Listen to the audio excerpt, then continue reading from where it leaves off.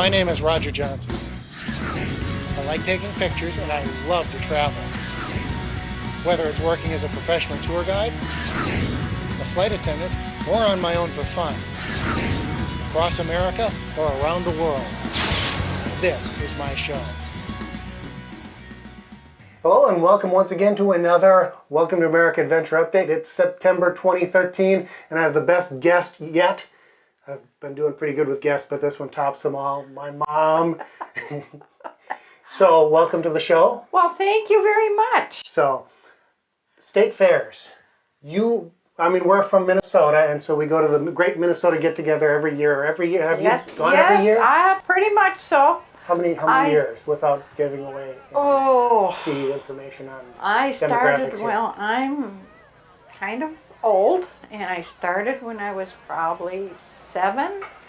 And now, I remember years where you've taken off like a whole week of vacation and gone every single day. Yes. Why do you love the fair?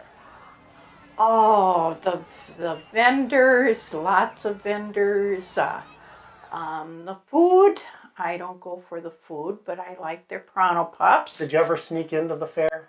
A couple times. Did Rodney and I almost, well, no, we didn't sneak in, but they thought we did. Because we had gone out there with you guys, and we parked, and then we went back out to the car, and we were coming back in, and the horse cops come riding up, and they say, "Oh, do you have your ticket stubs?" We didn't have them. You guys took them for whatever. And so Rodney, doing his best Eddie Haskell impersonation, "No, sir, we do not have our tickets." Whatever. It was they let us go anyway. So the Minnesota Fair just finished, and I went there and just to shoot some video, and it is busier than Times Square on New Year's Eve, literally, like every single day. Minnesota has the highest average daily attendance of any state fair in the country. It's like, wow. So that's our benchmark when we go out and visit other state fairs. Right. So when 2002 or 3, it was something like that, I said, "Hey, you know what? I should take you to a different state fair. I've been doing capitals and all my junk that I do. And you love the state fair so much. Tell us about Iowa." Iowa Fair was... Tell the story. Here, let me be more specific. Tell the story of how we showed up bright and early. At the Minnesota State Fair, I show up at 5:30 in the morning because the gates open at 6. And so I got you up like 5 o'clock in the morning so we could get to the fair early. In Iowa. Thinking it's like Minnesota. Right. With stuff going on. With stuff going on, but it was just you and me and the gatekeeper. It was at the fair. Not a soul.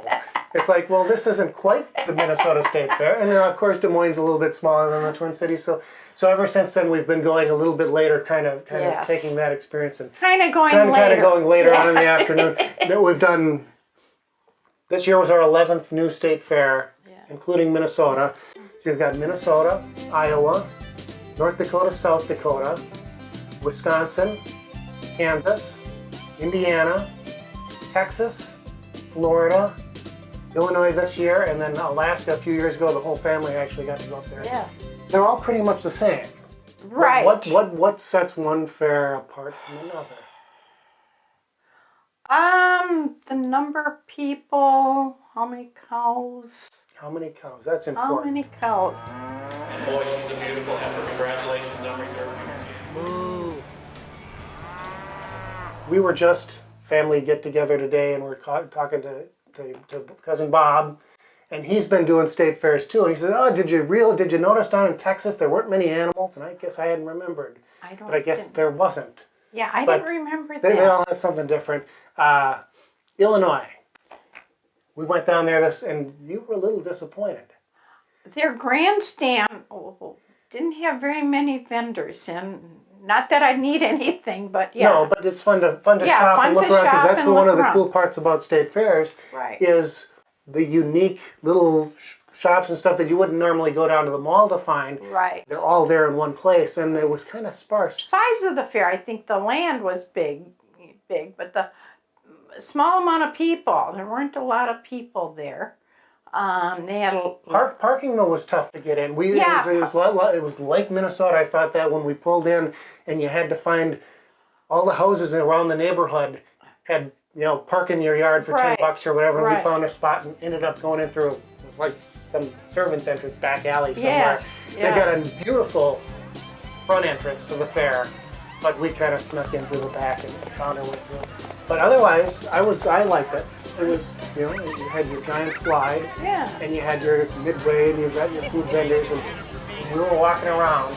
And I was walking around. I heard a guy discussing, what's the difference between a corn dog and a Pronto Pup? This is in Minnesota. They have Pronto Pups. Yes.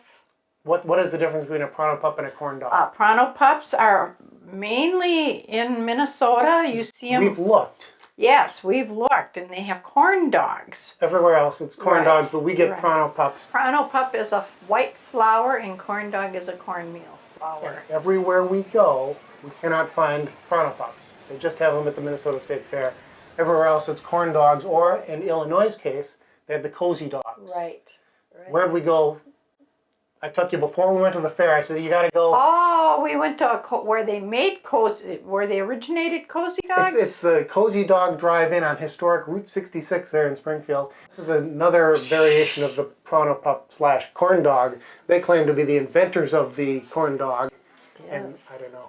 And yeah, it was like, hey, this is where they invented the corn dog. Yes. And because you're so into fairs and Pronto Pups and all that stuff, I thought I'd show you. And I don't know how impressed you were. It was good. It was good. But it's like the original. And so then we headed over to the fair and took the whole works in. And again, they're all fairly typical. Yeah. Yeah, they've got animals and rides, and they all have a giant slide, most of them. Yes. Yes. Did I tell you my theory? Back in 1920, whatever, somebody said, we should build giant slides. And then they sold about 50 of them and went out of business. Yeah. Yeah. But they're all the same color and scheme and everything.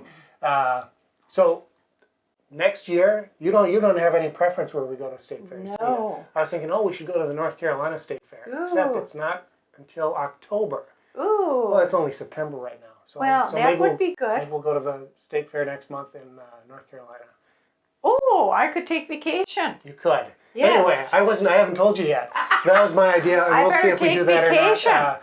And we'll see how North Carolina compares to the Minnesota State Fair, the creme de la creme of state fairs. Yes. Anyway, thank you for showing up and coming by. Well, thank We you. were going to do this like a couple Wednesdays ago. No, I've got bocce ball. I can't interfere with your bocce ball schedule. So it's great that you showed up here today, and you'll get a travel mug instead of the conventional mug that I give to all my guests. Oh, good. And you can take it with to the state fair next year, or this year if we do that. Yeah. So anyway, that is it for this month's adventure update.